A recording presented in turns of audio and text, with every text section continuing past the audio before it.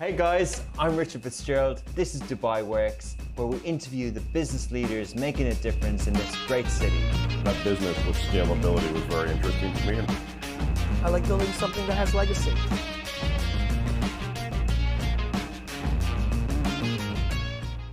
Welcome back to another episode of Dubai Works Business Podcast. This week we're joined by two amazing founders, Ivana and Naomi. They are from Storm Cycling. It's a studio that focuses on personalized experience and heavily focused on fostering the empowerment of the community. So Naomi, on my right, for those watching and for those listening, say hello. Hello. There we go. So she is previous Miss Argentina and an ambassador of the UAE team ADQ, so a new cycling team that we'll hear about.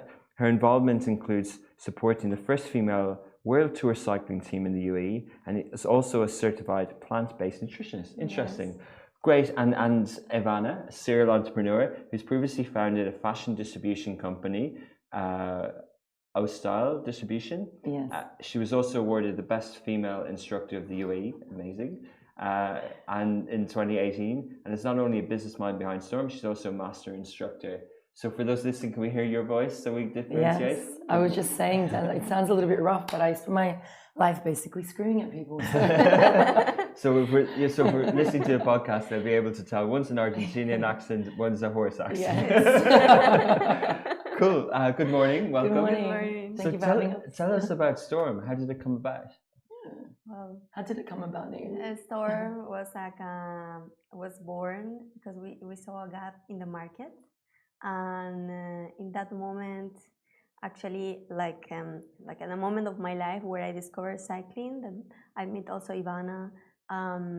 It was very important for me, for my mental health. Helped me so much to overcome a lot of obstacles, to be more stronger, to heal. And I thought that this is amazing, opportunity for us to do something also together. We really get along very well. We do. We're like sisters. Yes. Very, very similar backgrounds. Yeah. Very, very similar upbringings. And I think sometimes the universe throws everything together. You meet the right people. Yes. We discovered the gap in the market. Actually, I was a trainer at the time. And we ended up becoming friends. We found out we were neighbors, and she started coming to classes with me. Yeah. So we formed a bond that way. But there was a huge gap in the market, especially in the outskirts. You know, I was just saying to Naomi, a lot of people asked us, they're like, why did you decide to open up your brand in the suburbs, theoretically speaking, Motive? And we're like, people say to us that before we started, of course, not now. Now they're like, okay, you made the right decision. That sometimes opening up your brand, a boutique brand in the suburbs is not the way to go. You should start with the center. But then we believe that to add value to your brand, you take the service to where the people are asking for it. Mm-hmm. So we had a lot of clients coming in from, say, Al-Khawarizm, Motive, even Sharjah areas. And the girls, especially because there's no high-intensity boutique of really substantial quality. Well, there wasn't. Now there's more popping up. Mm-hmm. So I guess we set an example. Yes. Yeah, they were so hungry for the concept. And they literally, they followed us, so closely while we were building Storm. Yes. It was over the plans for Storm a year before it opened, 8 months. Yeah, 8 months or something. And you opened during the pandemic, you mentioned. 6 weeks before the pandemic. So January 2020. January 2020, wow. We opened mid-Jan. 11. Yeah. Bad timing. Well, the thing is, because we had people behind us, as you know, they were watching the countdown. It got released. I think we had 2,000 followers on Instagram before Storm was launched. Yes.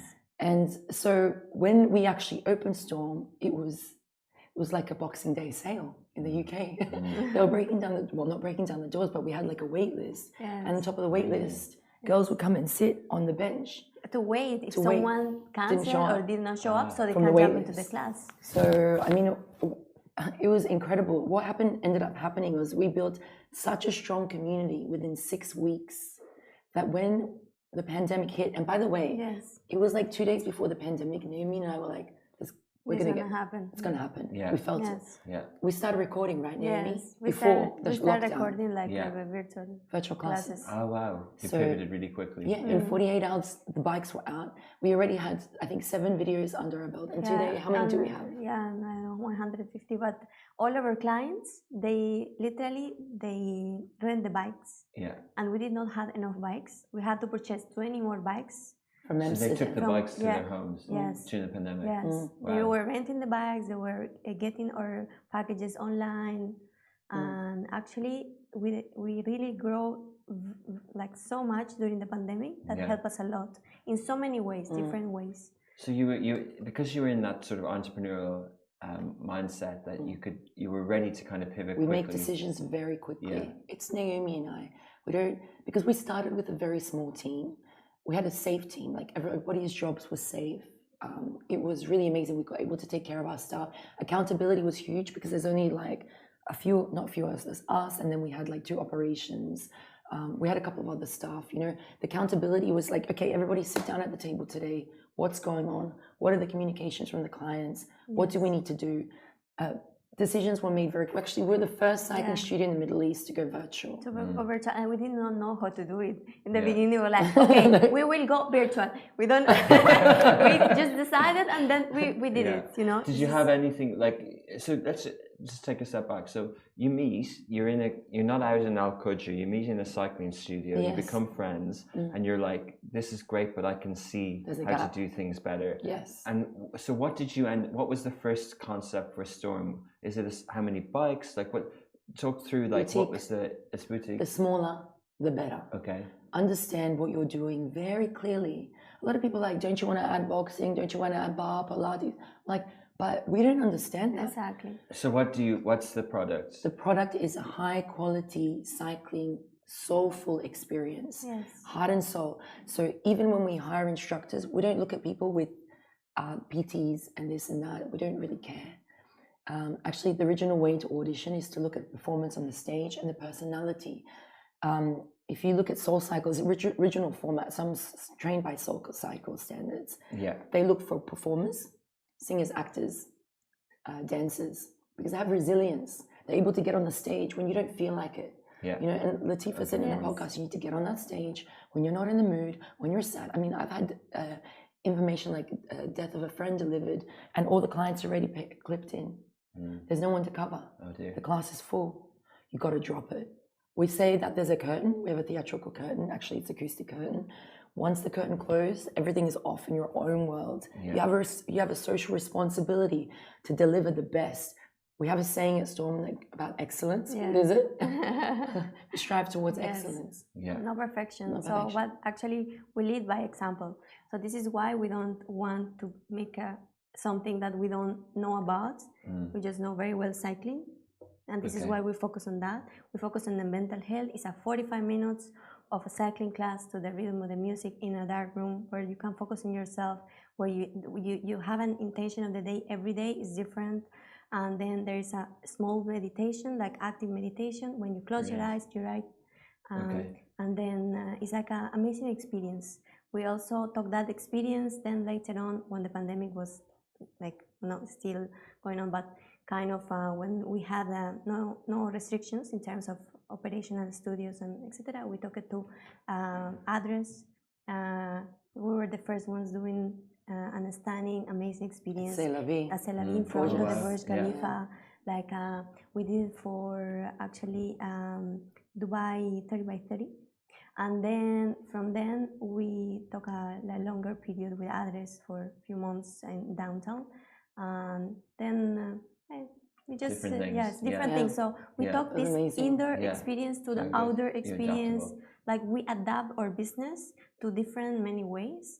That depending on the demands and the circumstances of what's going on. And the curriculum or the programming, so first of all, how did you choose the bikes, and did you come up with your own, did you think you needed to license some programming, or did you come up with something unique to Storm? So rhythm riding as a concept was created by Soul Cycle. That's no secret. Soul Cycle's original rhythm riding concept. However, you will see now there's rhythm riding studios around the world. It's very different from RPM, repetitions per minute. We do beats per minute. Yeah. So when you devise the playlist, it's like working with DJ equipment almost. You have to have a BPM counter, and it's devised so the gradient is a curve, increase in intensity, whether it's speed or like heaviness, and then you come back down. So the concept originated from Soul Cycle, but for example, the interiors and the equipment that we chose the best that we could find. So for us, it makes more business sense to take a smaller boutique space, do one thing that you know very well, but get the best quality materials that you can. So the Schwinn bikes that we have actually customized to Storm, they're called Quantum Silver. They take a little bit more longer, and they're the top of the range. Okay. We chose this bike because we just find it to be a solid bike. Like it's like driving a Maybach. You can't go back to like a Fiat. There's anything wrong with a Fiat, but you feel the solidness of it. Different quality. And of course, like we don't. A lot of people are like, well, we could do a pop up, or you could just, start your studio somewhere. Like, do you understand how much investment goes into a good quality studio? It's probably like the sound studio. You have to have sound insulation. You want to be in a mall, sound insulation. Yeah. Even the flooring is sound insulated. The ceiling is sound insulated. Everything. You can't just. So when you move to a location, you need to be sure of that location, because you can't just rip out the capex and take it with you. Yeah. Half of it's in the infrastructure. It's not just the bikes. Yeah. And so much more. There's the fit out. There's the bikes. Is there anything else? There's the talent. Is there software as well, or the kind of measurement and the performance? What do you use for that? We don't use the measurements in the performance, but behind the scenes, the instructors, they really take their time, about 1 hour and a half, 2 hours sometimes, to create a playlist that goes with numbers that they don't see, of course, but they only need to focus in the beat of the music. Yeah. This is actually an experience for you to enjoy the ride, to don't focus a lot in the numbers or don't in the goals in that moment, just to enjoy the moment, because we have so much pressure outside in the world with numbers, with accountability, with stress, with the problems. So we want that space to be a place where they can focus in themselves and to just be in the present moment. Yeah, and some places, some studios would try and force their software, hardware, technology, whereas many people are wearing some sort of fitness device, and we can talk about that later, but many people are monitoring their own health. That's an individual choice. Yeah, individual choice. But we have like a big signage in the door, like there is disconnect to connect, like no phones. Connect with yourself. Maybe a wearable. Maybe of course. They can. Yeah. People, I mean, we have a large mothers group, so we allow the phones because they need to stay connected to their. Sometimes the children have nannies or like school, whatever, but the phones go down. Yeah. And it's not even from a case, you're going to interrupt the instructor. No, it's from a case of like, you're always sizing yourself up against numbers. Especially as women, we have numbers here. We're measuring ourselves up at scales, dress size, height, age, number of zeros in your bank account, what you should and shouldn't have accomplished by a certain age, whether or not you're married. Like, it's time to drop the number system and to really enjoy the ride. Because believe me, rhythm riding is challenging. It is a challenging workout. Your challenge is to stay on the beat. You can imagine some of those songs are super fast. Okay, so you're getting a tough workout. The weight loss, I know that they like to measure these sort of things. It's great, but it's secondary. It's going to happen. It's default. A side effect by default. If you're just consistent, if you keep it up. So what else? So you how many people can fit in the studio, and how many classes do you have per day, and so what's the kind of programming? We have like 7 classes per day average. That's a lot. And then we have like 8 people in our team at the moment. 8 instructors. They're amazing, exceptional. Not including the operations, of course. And then we can fit maybe 32. Okay, that's big-ish, Okay, cool. So this is the main place. You talked about doing things on the road, so doing pop-ups, and you're also involved, as we mentioned at the start, with a cycling team. Can you tell us a little bit about that? Yeah, we're partnership with the UAE team IDQ. So we are a UAE team IDQ actually is the first women's team representing the UAE internationally, and they have a professional cycling team.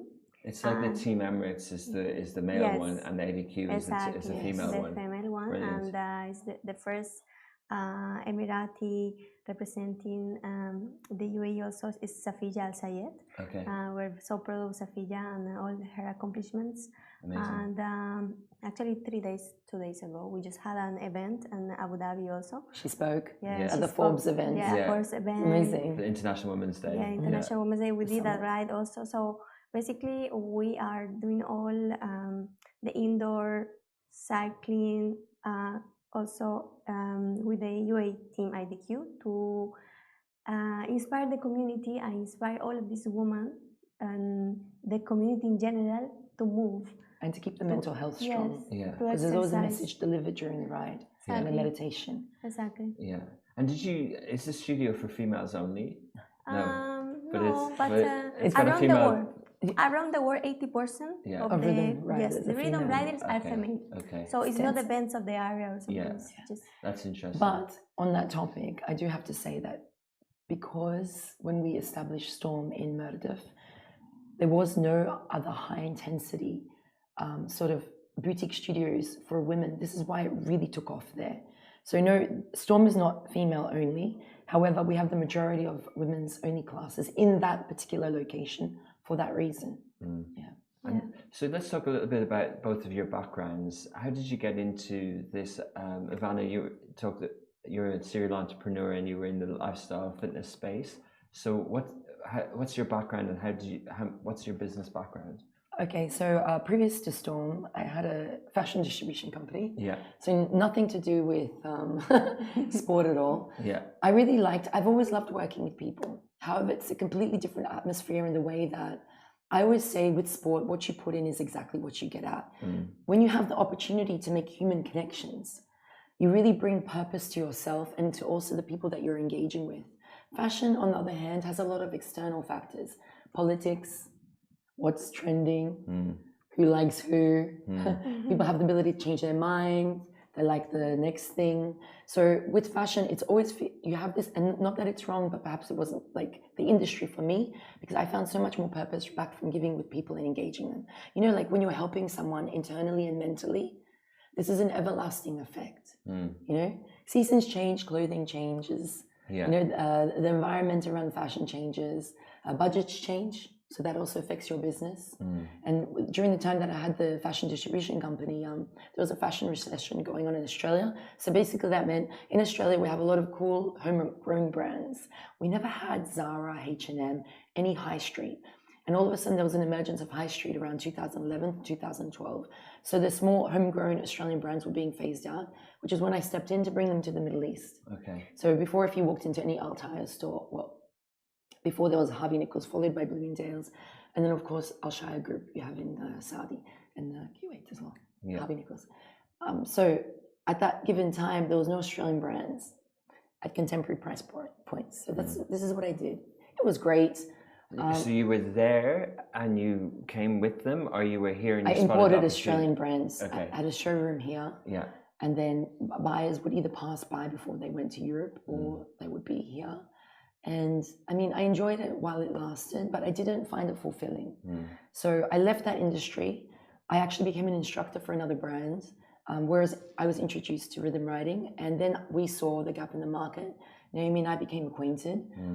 She became my client. And I saw her in the foyer of my building. I was like, hang on, you live here too? yeah, it was like such a serendipity meant to happen. But it's so interesting that you explained it that way, that you want to see improvement in people and things like that. So nice. And it's interesting, isn't it? Like when we find something that we really like doing, it mightn't necessarily be media or PR or whatever. It's actually the output of that. It's what happens when you do that well in someone's life, and everyone has different sort of worldviews and different things that are important to them. It's really amazing.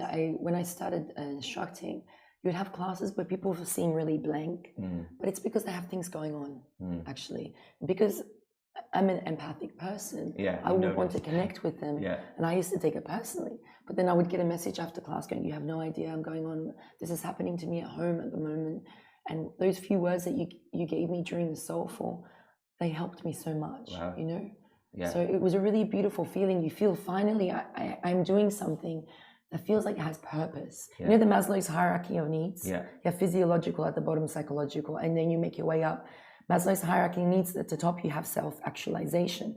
And I remember hitting that point precisely because it was after a Tuesday night class. Everybody packed up and I said, just leave me here in the studio. And I sat on the floor for 2 hours and I felt this amazing, overwhelming feeling of just feeling super high. I had the most amazing class. The energy was ecstatic. And I'm like, I have realized something in my life that gives me this sense of, I could not explain to you the rush of feel good hormones or chemicals running through my body at that time. I was like sitting on the floor and crying. Amazing. It was amazing. The most beautiful feeling ever. From that point onwards, it never felt like a job for me, you know? Yeah. But yeah, I really enjoyed it. And Naomi? Yeah, it's a therapeutic Is it- ride, you know. Yeah. This is why we fell in love with cycling. But your background, so Yeah. you were a model, but in Argentina. Yeah, I did commercial modeling. Then after that, I studied journalism. Okay. I worked for Fashion TV for 3 years and a half. Where was that? In South America. Okay. So I was traveling around Argentina, Bolivia, Okay. Brazil, and etc. And then I had a program of radio also. Oh wow. And yeah, one day I woke up and I found a book I was reading about like your 5 years vision, and I was thinking like, what is my 5-year vision? Like, you will be one day the owner of Fashion TV, or the like a channel or something. Where is this going? Like, I will be in 5 years doing the same thing as now. I was the answer, and I was like, I cannot do this to myself. Okay. So you didn't really like it. Even I love it, but I say this is not the opportunity. It's not alive. Yes, exactly. It's not aligned. The book was talking about like aligning that 5 years vision with what are you doing today, with the friends you are having, with the people that you surround yourself with, and the rest of the things. Yeah. So back then I was like, one day I would like to have a business. Yeah. And so for that to come to my like life, I had to be involved in the business development, communication, marketing, and things. So I jumped into an adventure of working for a company in the business development, and then since then I grew so much until I found my passion for cycling also, and I discovered that I really love it. This is why I told you, like, we lead by example. We don't recommend anything that we don't do it ourselves. Yes. Like, it's not like I'm literally, I was just Even staying in the brands we car. reject. Yeah, If like it doesn't it's align with us. really Even sorry. Even brands. Like if the right products, the right. Even the high-end right- brands. Yeah. We're aligned with the vision, we're aligned with the values, with the lifestyle, we're aligned with the core of you know, the emotions and the things that they drive us, you know. And when did you move to Dubai? It's about 5 years and a half or something. And when did the plant-based nutritionist part come in? The plant-based nutrition started when I was already in South America. Yeah. So I was plant-based for about like 11 years or something. Oh wow. And so basically my family, they're Argentinian. They eat a lot of meat, and you know, I am like Great the black stuff. sheep. Yeah. I'm questioning everything. Actually, my grandfather, he had cancer, and since then I'm very curious always. I like to study, and I always ask myself questions. Yeah. So when that happened, I started ask so much questions. So until the point I say I cannot go to a normal university. I will go to a university that they specialize in plant-based nutrition because of what I study. What is not really good for you is like a processed food, of course. But if you eat like non-processed food and mostly plant-based, also you will be like fine and healthy and looking young and beautiful and with higher energy levels. Yes. Yeah. So you studied that after journalism. You studied that separately, and do you practice that as well as part I of did storytelling? I did not fully practice as in a place because I was having my other job, business development. But yeah, some of the times I help in the studio with clients or with People ask for programs. nutrition advice. Yes, I can. Yeah, very Absolutely. good. I'm always happy to help, and I always happy to help, especially someone that put their 100%. Yeah, and just while we're on this topic, have you seen in the 5 years here more of an interest in plant-based nutrition? Oh yes. Back then, they're like different story. You're eating I raw. can tell you, yes, literally, you have to be so carefully with what you will eat. Okay, in South America, like there's like zero. I started with no one knew about it. I was Even like when a we're strange. friends, you'd order sides. Exactly. She orders nothing but all sides. the sides from the menu. Now you can go and you can open any menu. It's gonna have like vegan or plant-based there, or they will highlight it, and that's so amazing. I feel Even like, our canteen here, we have a vegan that's dish great. every day. I'll check it out. But it's interesting, isn't it? People are getting more and more aware, and it's not necessarily all or one. People are now adding more plant-based meals in their weekly plans, and they're just thinking of it more as well. I think they just even I'm not plant-based, but I don't like to eat an abundance of meat. It's just a preference.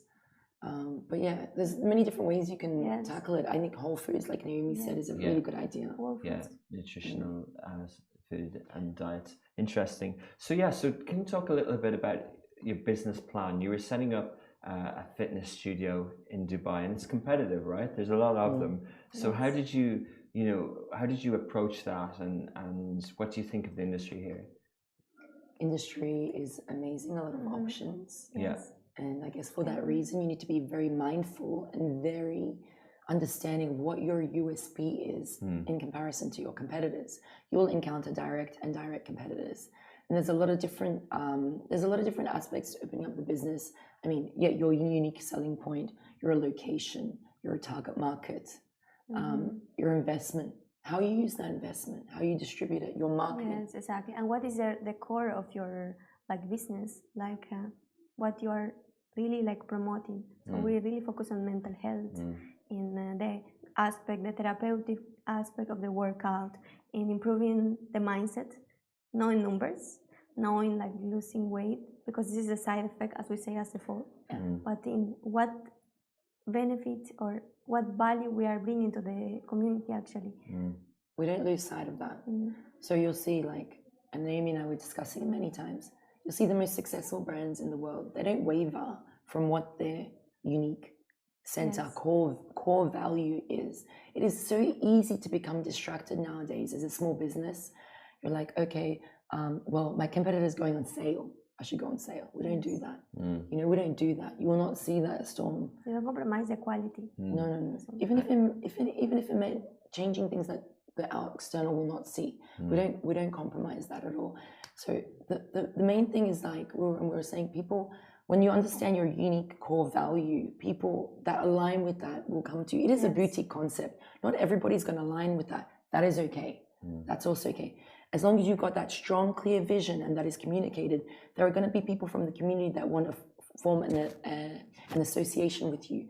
If you look at what Nike is doing with all their beautiful women's inspired content, it is so powerful, right? That if you're a woman and they show women of all different shapes, sizes, colors, heights, whatever, if you're a woman, you think, okay, that person's an athlete. Wow, it's so empowering. I want to be like that too. This is the reason why you wear the brand. You don't wear the brand because I need a new pair of running shoes and I like the color. No, you want an association with, because it feels so good. This is what Storm is about. We don't waver from that. Because you want to be part of the community. You want to be part of the mindset of the vision of what is aligned with that brand. Yeah, it's interesting, isn't it? Because some companies in that space would find that purpose difficult to scale, difficult to franchise, and then other companies might pivot and go, oh, we have one person on an elite cycling team. What if we became an elite cycling studio? But it sounds like you won't go away from the core, which is about community and mental health as well. That is the core. Yeah. The cycling, yes, we have good quality equipment. Yes, the workout is great. The core of it is the connection. The connection is so important. Our clients don't come to us because they need a workout. There are so many options. In fact, in where we are, Meredith 35, there's two amazing little studios next to us, also boutique. They come to us because we have ability and the strength to connect with them emotionally. We know their shoe size when they walk through the door. We know their names. They're shocked. The front reception, they also jump into the classes, create videos. Everybody works at Storm. Everybody from housekeeping to everybody loves gets the in. brand, and everyone follows the same value, and that's I think really important, because you are part of a change. You are part of a change in a world that is following. Of course, we are all technology and involved in the technology, and we're going towards that. But you don't want to lose the humanity, the real human. bringing this small detail for you. Like this is something very nice. Yeah. And you feel like at home. So classes, like, you know, the industry around classes in the UAE has evolved as well, right? There were the main big gyms, say, 10 years ago, and then more boutique ones. Yeah, we're talking about them. Yeah, but not in cycling as well, but also in different types of things, right? Yes. Like CrossFit and other things. And, Yes. and so and then there was the kind of Class Pass apps and I think Guava Pass or something else. Yes. So that seems to have happened about 4 or 5 years ago. What sort of stage are we at now? Is there a consolidation? Is there even more need for boutique, or is the industry growing? I mean, I think the boutique studios are growing a lot at the moment. Yes. So Dubai is becoming more vast. True. There are other ends of Dubai and there are opportunities. We're just looking at construction as we were driving here going, what is that of new malls and the places and developments and people, especially like expats coming to the UAE, because after the pandemic everyone believed that this amazing country is a safe place to invest, to be in, to grow in as us. Like we just also got the golden visa. Well done. Yeah. Thank you, Amazing. There is a positive vibe post-pandemic, if we can say that now, but I'm not sure if we can, but it feels like we've overcome. I think we can. We can, okay. People are like being really, like, people are optimistic. There is a climb. The economy is picking up. It is picking up. Yeah. Look, reconstruction's retaken off. If you look everywhere now, things were halted. And now it's back into construction phase. There are many corners of Dubai that are yet to be explored. And actually, like, if you know how to look properly, you will see the areas that have potential. Because even to make a plan of a new facility and do the right amount of marketing and plans and construction and then implement the time for delays, it's going to take 2 years. So if you're able to predict a good area, there's definitely opportunity. You know, Naomi and I, we explore different areas. We look. Go for a drive. We look, we go, we study, have a coffee, we ask, we go to the class, we try this, the other one. When we travel, we look for inspiration, other studios, what is new, how we can, you know, evolve in our plans. So do you think the Storm brand will go beyond the cycling studio? Do you think you can offer, you know, is there more of a need for wellness, you know, mental health classes and things like that? Potentially, yes. I think in terms of adding other activities, we cannot answer that. We wouldn't know because this is what we know so well. But in terms of lifestyle and strengthening the brand and the connection with the audience, 1,000,000% we're working towards that. Yeah. And so we talk about the trends in Dubai, the different studios, the different wellness trends, plant-based, vegan, all the different things that are happening, and, you know, different type of person that's starting to live here. Like, it's changing really a lot, and people are living here for longer term as well. But specifically around the industry, and I want to bring up Peloton, you know, because that's a bike, it's a brand, and it's gone through a bumpy business journey in terms of what people valued it at, the leadership, and where people see that type of product, that expensive bike in the home type of thing. So how do you see that? Peloton hasn't properly launched over here, but I think people Peloton will be... took a few hits though. It's taken a few hits, and right? out of their control. Yeah. Like, I don't know if we should really talk about those hits. Well, it's a business story. It's publicly documented. We don't need to say that they've done bad. Like, they've done great, right? Done great, yeah. But do you think that is that going to happen as well in this industry in the UAE? Do you think your clients would like to, from the pandemic when they rented your bikes, will they like to have that option as well? They like the community. They like community. The community and the cycling room, everyone together in a room. Like, you know, you cannot just unclip and leave. Yeah. You need to keep yourself strong in the bike until then. So interesting. I think this is like, will give you a little bit more push than in just at home.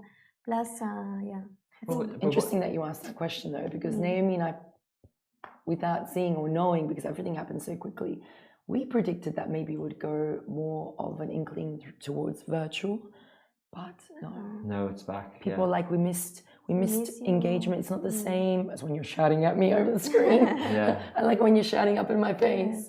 It's not the same. People at the end of it, and you can look at studies in this, as humans, we need humans. They can talk about the metaverse and doing all of that. And I'm sure that for some people's lifestyles, it suits them. But at the end of the day, do you want to isolate yourself forever? No. Again, Storm is not about the workout. It is about the community. Feeling like you're valued and you know, like I said, when you walk to the front desk, the operation staff already know your name and your shoe size. We have a young girl who comes just to hang out. Yeah. She's like, I like this place better than my school because at school, I feel like my teachers don't even know my name. She's 13. She comes and just stands there. Amazing. You know her name and she feels good teacher. there, you know. Yeah, interesting. But are you still offering some virtual classes? Yes. You have over 100 videos, so you still do that. And we still have clients in that division. Yeah, exactly. But do we see it? Do we see it going that way? Force? No. It's really interesting, isn't it? Because a year ago we would have said maybe behavior has changed permanently. They'll be afraid because of masks and kind of hygiene. Yes. And then other people talk about, you know, at home it's easier, it's convenience, not in terms of a commute, but I can just jump on. But actually, like, we're just returning back to being humans, aren't we? We're just going back to places. Do you notice what happened? Remember when we were sending those, we did our own private sort of platform. A lot of engagement, like we had the group chat, of course, with all the clients, and I thought, is it just us? Because I noticed a decline in their behavioral activity. You know? So again, they would renew their rentals. Everything was great on paper, but I see the spirit start to decline on month 3 of being in isolation. In the beginning of the new, everyone excited 2 times in the day, maybe they work out, but then you can see in the videos reproduction, like they're not exercising. Yeah, the bikes are there; they're being rented. They are paying for it, but the views are declining. Yes, so it's like they need a little bit of push or motivation after a few weeks, I guess, because in the beginning it's very easy because it's new, something new. In the first 3 months for your brain is like, oh yeah, I'm so excited, but then this motivation goes down, and if you don't have the right place to go to give you a little bit of push, maybe we need community. We thought it was just us, and then we saw one of the really well-known studios in the US. The owner released an article about it with a magazine, and we read it online, saying there was a huge decline in people's motivation. It's a human psyche thing. It starts to decline. You can have all that home, yes, exercising, fun, my own time, but at the end of it, you get tired of that. You want to engage with humans. It's you know, talking about cycling broader, it's interesting because on one level it's an individual sport, but it's very much a community. It's very much teams in different ways. Like, it's very social in the UAE, whether you're in a studio, whether you're outdoors. Like, there's a real kind of sense of community around. It feels nice. Individuals. Yeah, it's interesting. Amazing. So, you know, you're in Murdoch, you're a couple of years old. I know you don't want to reveal too much about the future, competitors listening, but, you know, is your focus on Dubai or is it the focus on the region? And how do you view the region? You saying a lot at once, but you've clearly identified a gap, which is sort of different females, you know, different areas, different type of studio. And if it works here, it must be tempting to say, that might work in Abu Dhabi, that might work in Kuwait, that might work in Saudi Arabia. Do those thoughts enter your plans? The only thing we can say, of course they enter. The only thing we can say, we have an exciting future. We know about that, and And investment, do you look for investment? Do you reinvest your profits? What's the kind of goal? Is this a private business that you want to run profitable long term? Of course, everybody does. I think there are several different structures of how you look at your business. Ours definitely involves longevity. So I will say that the decisions that we make, they sort of tick off all facets, whether it's financial, whether we see growth in that area, whether we view or establish any partnerships that we can make, not necessarily with monetary gains, but to add value to our brand, whether we see there's a demand and then there's a fit for the activity in that area. Everybody wants to go like this, but even from day 1 to now, we see that you need to grow in small but sure ways, because it is a competitive market. You know, as much as you want to leap and take the leap of faith, left, right, and center, there's also a danger to growing too quickly. Absolutely. Yeah, and then you diluting your product or putting potentially your product in the hands of the wrong people. Not necessarily that they would want to maybe change it or. No, but compromising the quality Yes, because of not to the standards of what we originally want, the standards that we maintain in every aspect of our business. Yeah. And ours is very detailed. Yes. Even down to Everything. the way that we hold ourselves, the words that we use in class, the way that we present ourselves, and anyone who represents Storm wearing that T-shirt in public. Their lifestyle. Even down to using plastic, right? Yes. Even there's no instructor allowed to bring plastic into the. Wow. You will never see this on a stage at Storm. It's very the attention to detail is extremely meticulous. I'm gonna have to invite you for a ride. Yeah. You're definitely coming. But it's so interesting as well around that. There was a guy in the other day from a family-owned cafe, and he's got a lot of press lately. And people have approached him to do a franchise, and he said, "You just can't. You can't because it's in the little detail, it's in the touches, And I remember we interviewed on the show someone who brought Five Guys to the region in F&B, and said I was always fascinated by the background of Five Guys. They're everywhere around the world now, but from the first store to the second store was 17 years. It took 17 years to be ready to franchise, So it's interesting, and there's many you've already survived the pandemic, but the economic, we're living in the real world.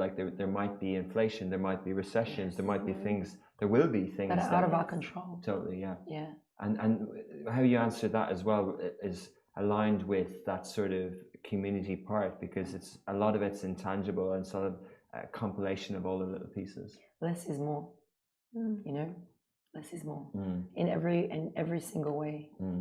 So you want to make sure that you're executing a really good product. Yeah. Otherwise, you just become another cycling or fitness studio in the market. So what?